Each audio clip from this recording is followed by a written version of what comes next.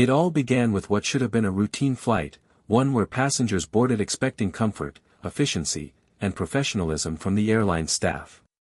Among those travelers was a highly respected black CEO, a man whose career had been built on discipline, integrity, and determination.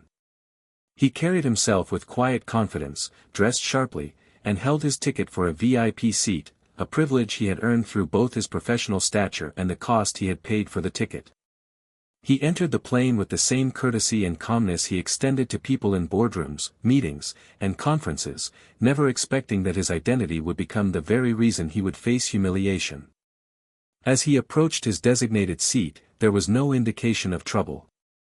He placed his bag carefully, adjusted his jacket, and settled in like any passenger preparing for a journey. Around him, other travelers glanced briefly, some noticing his refined presence and others not paying much attention at all. For the CEO, it was just another flight. But for certain members of the crew, it became a moment to exercise authority in a way that revealed their underlying biases. It began subtly, with a flight attendant approaching him, her expression tight and her tone laced with false politeness. She leaned in, informing him that there had been a seating mix-up. Confused, he politely showed her his boarding pass, clearly indicating that the VIP seat was his. Instead of acknowledging the validity of his claim, the attendant's demeanor shifted slightly, firm but dismissive. She insisted there had been an error and that he would need to vacate the seat. The CEO, calm and measured, once again pointed to his documentation, making no scene, simply asserting his rightful place. Around him, passengers began to notice the exchange. A few whispered, sensing the tension. Others kept their eyes fixed forward, unwilling to get involved. It wasn't long before another passenger, a white man dressed in casual clothing but carrying himself with a sense of entitlement, appeared beside them.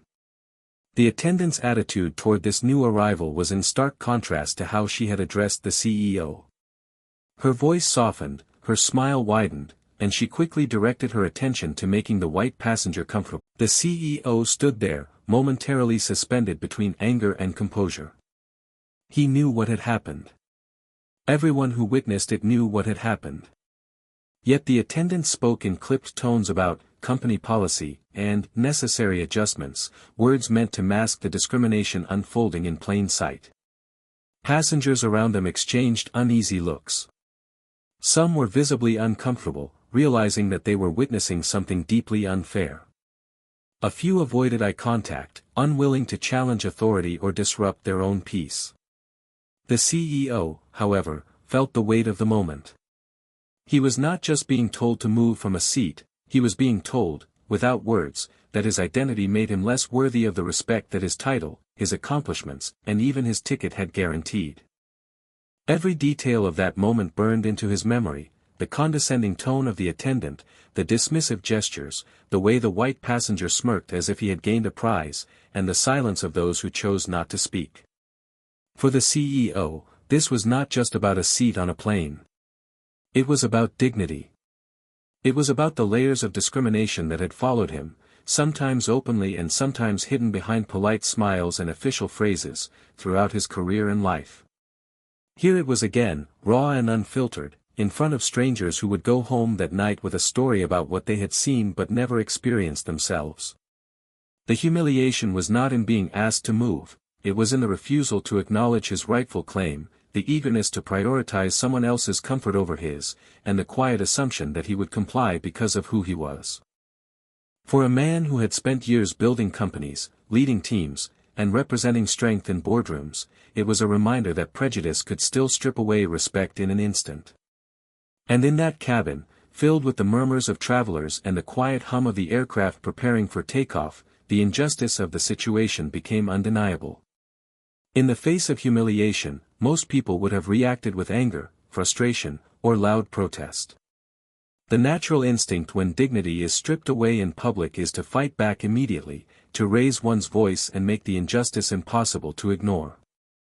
Yet the CEO chose a different path.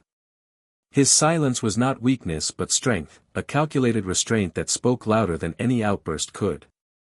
He remained seated for a moment, his eyes calm but steady, his posture unwavering.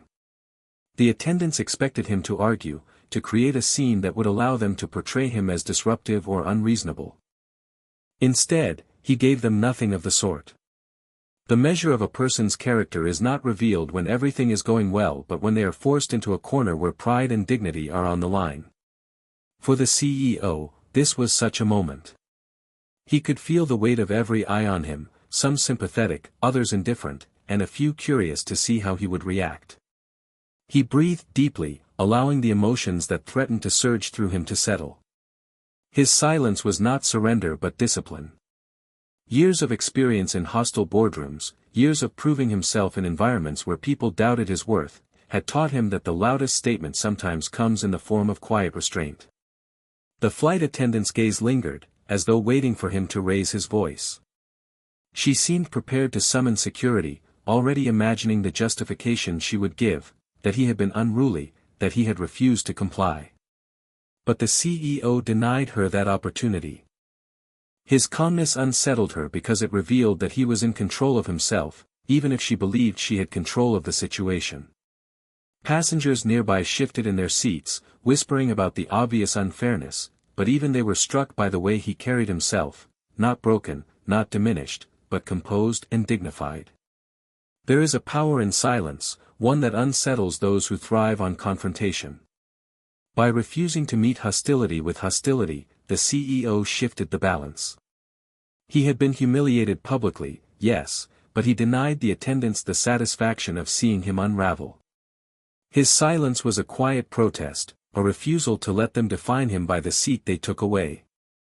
It was as though he was saying without words, "You may strip me of this chair, but you will not strip me of my dignity." That quiet defiance was far more powerful than any angry outburst could have been. The man who had taken his seat leaned back comfortably, occasionally glancing at him with a smug satisfaction. The CEO caught his eye only once, offering not anger but a steady gaze that pierced through the arrogance. He did not lower himself to the level of confrontation, nor did he engage in a contest of words.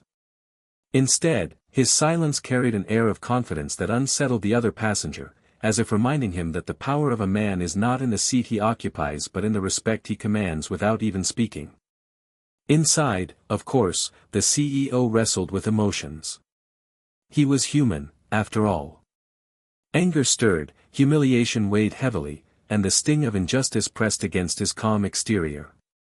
Yet he chose to channel those feelings inward, not outward. He reminded himself that sometimes patience delivers a far greater blow than anger. He knew that the truth had a way of revealing itself, and those who humiliate others often expose their own character more than the person they try to demean. By remaining calm, he allowed their prejudice to stand naked before everyone watching. The passengers around him became silent witnesses to his strength. His restraint made the injustice even more glaring, because without a single word, it was clear who was in the wrong. His silence amplified the cruelty of the situation. Instead of distracting the moment with an argument, he forced everyone to sit with the discomfort of what they had just seen. They saw a man who had every right to demand justice, yet chose to hold his ground with quiet dignity, making the attendants' actions appear even more petty and unjust. In that cabin, filled with whispered conversations and the rustle of boarding preparations, his calm presence radiated an unspoken message: strength is not always in the raised voice, but in the disciplined heart that refuses to be broken. His silence was not just an act of personal control, it became a mirror reflecting the prejudice of the attendants and the entitlement of the man in his seat. The more he remained calm, the more their behavior stood out, stripped of excuses and exposed for what it truly was. The true measure of power often lies not in what a person owns or the titles they carry, but in the recognition of their identity when it is finally revealed. In that tense moment on the plane, when the CEO had been displaced and dismissed, few around him understood who he truly was. To the attendants, he was simply another passenger they could disregard, someone whose skin color and quiet demeanor made it easy for them to believe they could act without consequence. To the man who had taken his seat, he was a stranger of no importance, someone to be overlooked and brushed aside. But beneath the silence and the calm exterior was a man who carried influence, status, and respect that far exceeded the assumptions being cast upon him. Identity has a way of shattering illusions. While the attendants thought they were exerting authority, they had no idea that they were dealing with a leader who had earned global recognition. This was not just a businessman but a man who had overseen multinational projects, advised powerful boards, and stood in rooms where decisions affecting thousands of lives were made. His resume was filled with milestones that most could only dream of, yet here, at 30,000 feet, none of that shielded him from the sting of prejudice. Still, identity has a way of asserting itself, and eventually, it could not be hidden. As the flight settled, murmurs grew among the passengers. A few who recognized him whispered quietly, nudging one another, realizing with shock who was sitting silently in the wrong section of the plane. For those who knew, it was almost unthinkable. How could someone of his stature be treated with such disregard? How could an airline humiliate a man whose name commanded respect in boardrooms across the globe?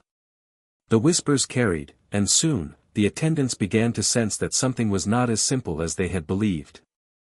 The CEO did not need to raise his voice to declare who he was. His calm, composed manner already hinted at a depth that went beyond appearances.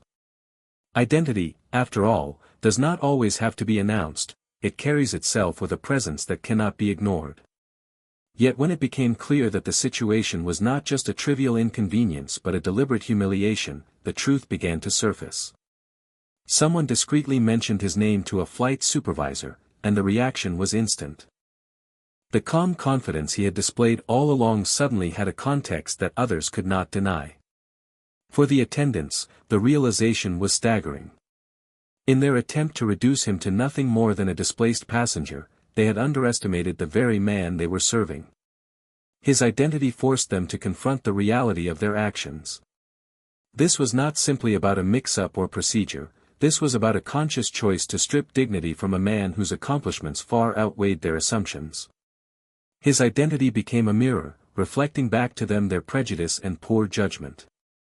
But more important than how the attendants reacted was how his identity changed the perspective of the other passengers. For them, the story transformed in real time. What had initially seemed like an uncomfortable moment of mistreatment now became a striking example of how society often fails to recognize greatness when it does not come packaged in the form they expect. They realized they had just witnessed a man of immense influence treated as though he were invisible, and the contrast was undeniable. The CEO himself remained steady, even as whispers spread and the atmosphere shifted. His power was never in announcing who he was, but in letting the weight of his identity reveal itself naturally. That is the mark of true leadership and strength, not needing to demand respect, because it eventually arrives on its own, drawn by the undeniable reality of who you are. For him, this was not just about his own vindication. It was a reminder that no matter how high one climbs, the shadow of prejudice can still try to pull you down. And yet, when your identity is rooted in real achievement and unshakable dignity, no amount of humiliation can erase it. The attendants who had once spoken down to him now shifted their tone, their words measured, their actions more careful. The man who had taken his seat grew visibly uncomfortable, realizing that the stranger he had dismissed so casually was far more than he appeared. Around them, the entire plane carried a new awareness. The CEO's identity had silently reshaped the entire situation, turning what was meant to be a moment of belittlement into one of undeniable recognition. His very presence reminded everyone watching that identity, once revealed, commands a respect that cannot be stolen by prejudice or arrogance. Prejudice is often most powerful when it hides behind procedure, when it disguises itself as professionalism or policy, making it harder to call out directly. On that flight, what unfolded was not just a mistake or a misunderstanding but a deliberate choice wrapped in the language of authority.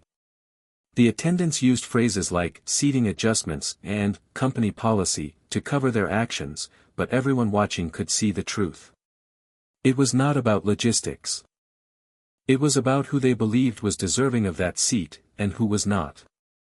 The moment revealed the quiet but sharp edges of discrimination, and it became impossible to ignore. The black CEO understood this reality deeply.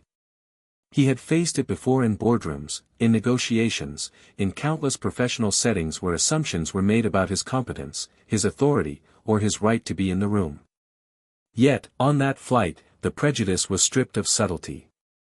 It came out in the condescending tone of the attendant, in the dismissive way his boarding pass was brushed aside, and in the speed with which another man, white, casually dressed, carrying none of the quiet dignity the CEO exuded, was ushered into his seat without question. The scene laid bare what so often remains hidden, that bias does not need to shout to wound, it only needs to whisper behind a smile. The hidden prejudice became clearer as the situation developed. Had this been a genuine error, it would have been handled with apologies and professionalism. The CEO would have been offered alternatives, spoken to with respect, and accommodated in a way that acknowledged the inconvenience. Instead, every word spoken to him was sharp, clipped, and meant to convey authority rather than service. It was not the handling of a problem but the execution of a judgment, that he did not belong in that seat. Passengers around them picked up on the unspoken layers. Some shifted uncomfortably, sensing that the explanations given did not add up. Others pretended not to notice, afraid to involve themselves in something that challenged the very system they trusted. But the quiet watchers knew. They recognized that what was happening was not about a mix-up, but about assumptions tied to the color of the CEO's skin. The contrast between the way he was treated and the way the other passenger was welcomed left little room for doubt. The cruel irony of prejudice is that it so often underestimates its target. The attendants did not know who the CEO was, nor did they care. They assumed he would simply comply, that he would swallow the injustice quietly and accept the diminished place they offered him. What they failed to see was that he had faced such underestimation his entire life and had risen above it every time. They could take the seat, but they could not strip away the resilience that came from years of triumph over obstacles others had never known. Prejudice thrives in silence, in the willingness of others to look away. In that cabin, the silence of many passengers seemed to strengthen the arrogance of those in control. Each moment of compliance from the crowd emboldened the attendants, as if their authority was validated by the lack of challenge. Yet silence has two sides. For the CEO, silence was not complicity but power. By holding his calm, he turned the spotlight back onto the attendants, forcing their prejudice to stand naked in front of everyone watching. Their actions could not be softened by excuses, because he gave them none to lean on. The hidden prejudice was also visible in the smirk of the man who took the seat. It was the look of someone who felt entitled, someone who believed without question that his comfort mattered more than another man's dignity. He did not pause to wonder why the seat was being reassigned, nor did he question whether it was fair. Instead, he slipped into privilege as easily as he slipped into the chair, embodying the silent complicity that allows prejudice to thrive. For the CEO, the sting of the moment was not just in the loss of a seat but in the familiar reminder that no amount of success could fully shield him from the judgment of others. He had worked tirelessly to build his reputation, to prove his worth again and again, yet here he was, reduced to nothing more than an assumption. Prejudice had followed him into the air, cloaked in procedure, and revealed itself in front of strangers. What the attendants and the passenger failed to grasp was that their actions were not isolated. They were part of a much larger story, one that countless people of color have experienced in different forms and in different places. It was the story of being overlooked, dismissed, and diminished not because of merit but because of perception. This moment on the flight became a living example of how prejudice hides, how it slips into everyday interactions, and how it quietly seeks to strip away dignity unless confronted. Dignity is not something that can be handed out by others, nor is it defined by the way someone is treated in a single moment. It is carried within, built from a lifetime of choices, struggles, and victories that shape a person's character. For the CEO, the lesson in dignity was not about teaching others with words but showing them through his response. Even in the face of humiliation, he refused to let his composure break. His posture remained straight, his expression calm, his silence deliberate. Every action he took communicated that his worth was not up for negotiation, and no one could diminish it, regardless of how they tried to treat him. As the aircraft settled into its flight, the injustice of the situation lingered in the air. Some passengers still whispered about what had happened, while others sat in quiet discomfort, unable to shake the unease of witnessing something so wrong. The CEO, however, did not fidget, did not sigh in frustration, and did not let his anger show. Instead, he sat with the quiet authority of someone who understood that dignity is not proven in comfort but in adversity. His every movement reflected the inner strength of a man who had endured prejudice before and chosen to rise above it. The attendants, though trying to mask their discomfort, began to realize that his silence carried more weight than any protest could have. By not engaging in arguments, he forced them to face their own actions without distraction. Their words sounded harsher against the backdrop of his calm, their prejudice more obvious in the contrast of his restraint. He was teaching them, without lecturing, what dignity looks like when tested. True dignity is also about refusing to mirror the ugliness that is directed at you. The CEO could have matched their dismissiveness with sharp words, could have met their arrogance with anger, but he chose instead to maintain his respect for himself. That choice was not about protecting the attendants from discomfort, it was about refusing to let them define his behavior. He would not let their prejudice dictate his identity or his actions. In that sense, he became the lesson itself. Everyone around him could see the contrast, those who tried to demean him revealed their smallness, while his composure revealed his greatness. Passengers continued to glance at him, some with sympathy, some with quiet admiration. To them, he was not just another traveler anymore. His calm in the face of humiliation became an unspoken lesson they carried with them. Dignity is not about demanding respect loudly, it is about embodying it so fully that others cannot help but notice. The CEO had turned the cabin into a stage where prejudice and dignity stood side by side, and his presence made it clear which one held true power. The man who had taken his seat grew increasingly uneasy. At first, he sat with a kind of smug entitlement, but as time passed and he saw the CEO's composure, the arrogance began to fade. There was something unsettling about sitting in a place that had been taken unfairly from someone who refused to bow his head. Without a word, the CEO had shifted the power dynamic. The entitled man, instead of feeling triumphant, began to feel the weight of guilt pressing against him. Dignity has that effect, it exposes the weakness in arrogance and makes injustice harder to ignore.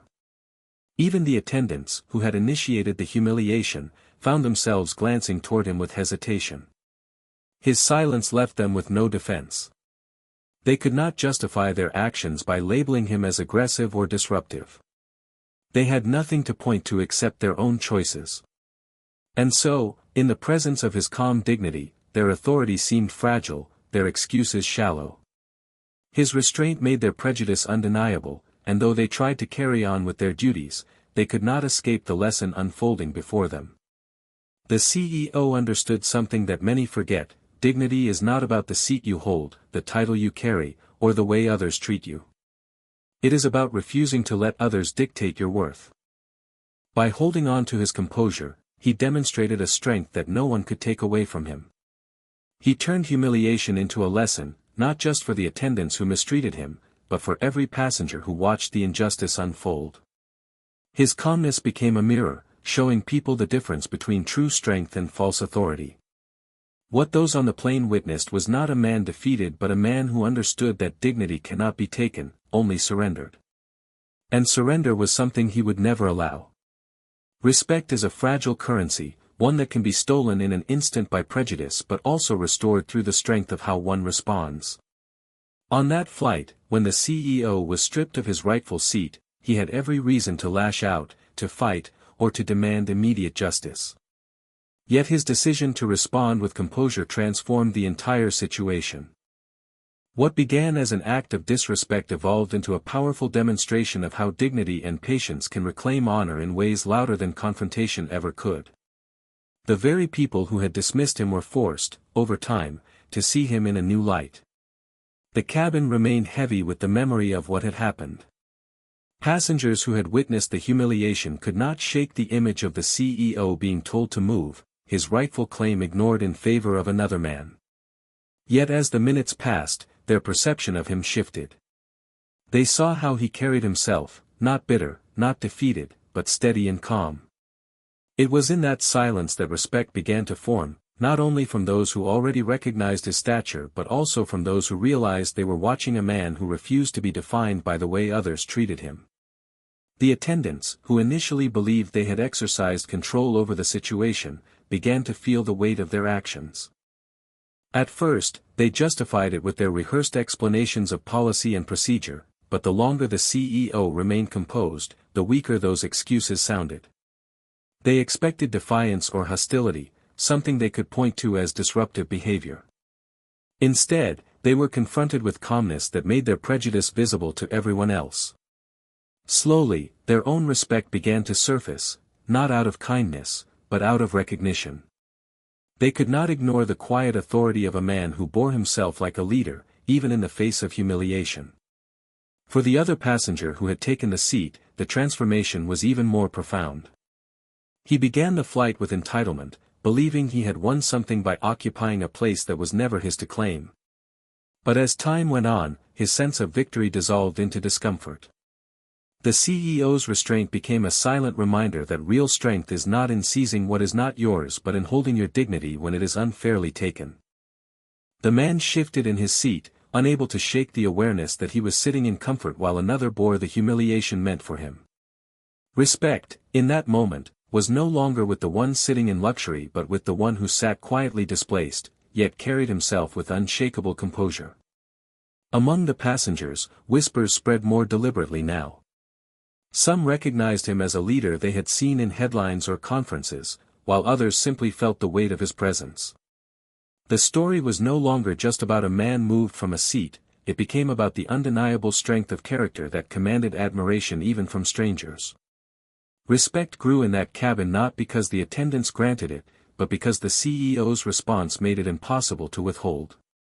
What made his response so powerful was its refusal to stoop to the level of those who had wronged him.